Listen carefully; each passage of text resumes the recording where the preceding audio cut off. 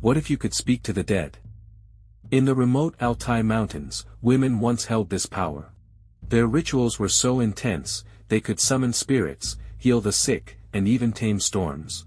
These were the Altai priestesses, fearless women who danced with the unseen. Who were they? And why do their stories still haunt the valleys of Altai? Let's dive into this forgotten world of mystery and magic.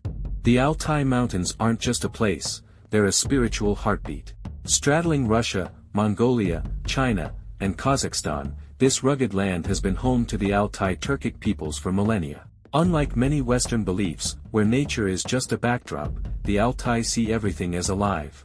The wind whispers secrets, the rivers sing, and the mountains guard ancient spirits. This is the core of shamanism, a belief that bridges our world with the unseen. Shamans, or Kam, were the chosen ones who spoke to these spirits. They were healers, seers, and protectors. But what makes Altai shamanism stand out? The women. Female shamans, or priestesses, held immense power. They were revered, feared, and unforgettable. Have you ever wondered what it's like to connect with something beyond this world? These women lived it. Picture this, it's midnight in an Altai village. A fire crackles under a star-filled sky. A female shaman steps forward, her drum pulsing like a heartbeat. The villagers are silent, their eyes locked on her. This is Kamlani, the sacred ritual where shamans journey to the spirit world. It's not just a ceremony, it's a bridge to another realm. The shaman's drum isn't just an instrument, it's a key. Its rhythmic thumps call spirits from the upper world, the sky, the middle world, our earth, and the lower world, the underworld. As she chants ancient songs, her body trembles, her voice grows otherworldly.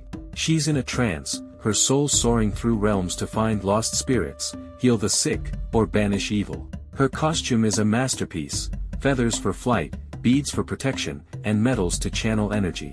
In some rituals, she might climb a sacred tree or ride an imaginary horse to the heavens, symbolizing the world tree that connects all existence.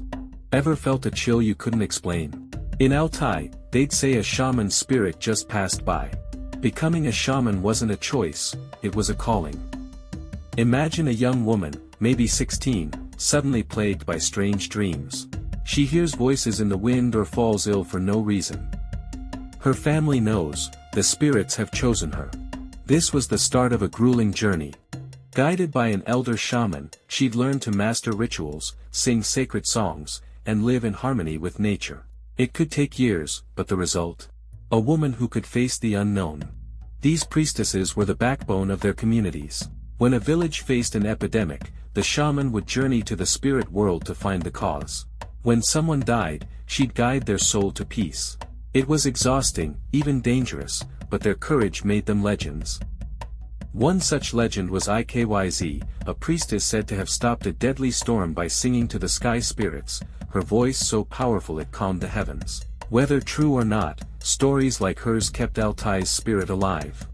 Altai mythology is a treasure trove of wonder.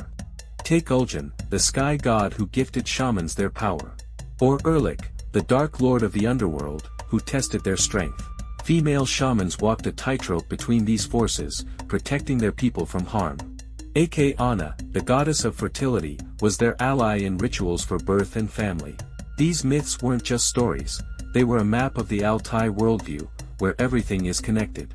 Archaeology backs this up. Near the Shaganburgazi River, ancient petroglyphs from the Bronze Age show shamans dancing with animal spirits. These rock carvings, found on Mount Zalgiz Tobe, were like sacred billboards, marking places for rituals and sacrifices. They're proof that Altai's priestesses were real, their legacy etched in stone. So, does this ancient magic still exist? The Soviet era tried to crush shamanism, branding it superstition. Shamans were silenced, but the Altai spirit endured. In 1904, a movement called Akjang, White Faith, tried to reform Altai beliefs but ended up reviving shamanism. Today, in remote Altai villages, you can still find shamans performing Kamlani by sacred rivers or mountains. They're keepers of a fading flame, blending tradition with modern life. Imagine this, you're hiking in the Altai mountains, and you hear a distant drum. Could it be a priestess, still calling to the spirits? What would you do, run toward the sound or away? The Altai priestesses remind us of something we've lost, a deep connection to nature and the unseen. In our world of screens and schedules, their rituals feel like a call to slow down, to listen. Their courage inspires us to face our own unknowns, whether it's a fear, a dream, or a mystery we can't explain. Their story isn't just history, it's a spark for today. Did this journey to the Altai Mountains give you chills? Drop your thoughts in the comments. Have you ever felt a connection to something beyond? Smash that like button, share this video with anyone who loves a good mystery, and subscribe for more forgotten stories from around the world. Hit the bell so you never miss an adventure like this.